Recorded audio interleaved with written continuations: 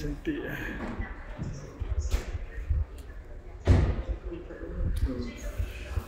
Lampu ni yang cantik ni. Tu lah, lampu dia tajam tu. Ini dia punya yang ni.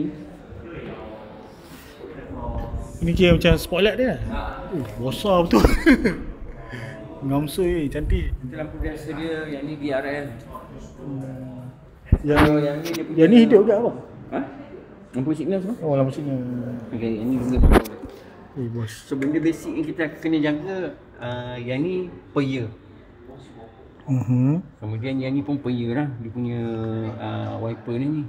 Yang warna biru ni coolant ni. Ini untuk minyak coolant, apa, air coolant ni. Air coolant. So kat sini kita masih lagi pakai bateri biasa. Bateri ni pun kena jaga lah, 3 tahun, 2 tahun macam tu kena tukar. Oh juga besar, luas juga dalam ni. Hati.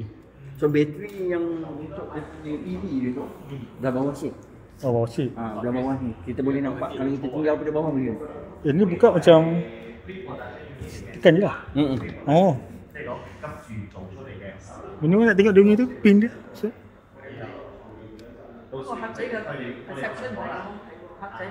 Okay, dia lock. Oh, okay, dia lock. Apalah, biarlah.